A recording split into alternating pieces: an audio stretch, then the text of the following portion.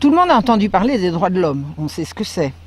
On a également entendu parler du droit à la santé. C'est quelque chose qui nous parle. Mais est-ce que vous avez entendu parler des droits sexuels? Eh bien, c'est un projet qui est en cours, que j'ai lu, dont je vous donnerai les liens, parce qu'il faut absolument que toutes les familles soient au courant de ça.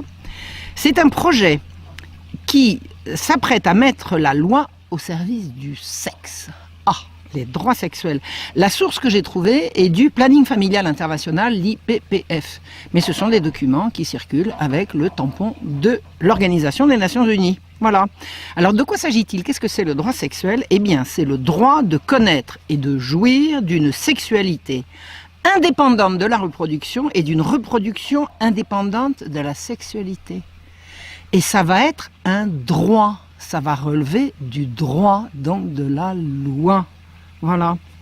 À l'ONU, une certaine Najat Vallaud-Belkacem, bien connue des internautes de ce site, a dit « La santé et les droits sexuels et reproductifs doivent devenir une question prioritaire. » La priorité, c'est pas le chômage, c'est pas la guerre, c'est pas l'horreur et l'enfer qui s'avancent, non, c'est le fait de pouvoir ou non octroyer des droits sexuels. À qui, au fait? Ah bien, à tout le monde. Toute personne aura le droit d'exercer sa liberté de pensée, d'opinion et d'expression en matière de sexualité, d'orientation sexuelle, d'identité de genre. Je crois que ça n'existait pas. Enfin, je rappelle que Mme Najat Vallaud-Belkacem a prétendu il n'y a guère que l'identité de genre, que le problème de genre n'existait pas. Mais la théorie du genre n'existe pas.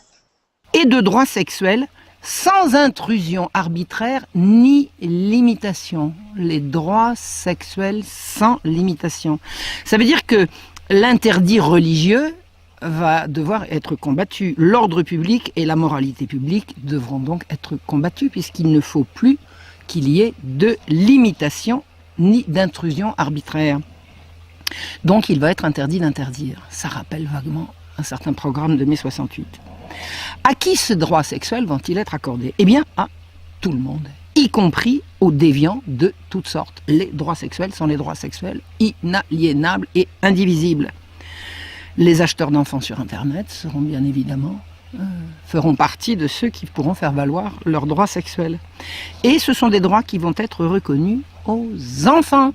Et oui, le droit d'exercer le contrôle sur ce qui touche à sa sexualité, de choisir, là je fais une citation, de choisir ses partenaires sexuels, de rechercher à atteindre son plein potentiel et plaisir sexuel, et ce dans un contexte non discriminatoire et en tenant pleinement compte des droits d'autrui et des capacités évolutives de l'enfant. Ça veut dire quoi?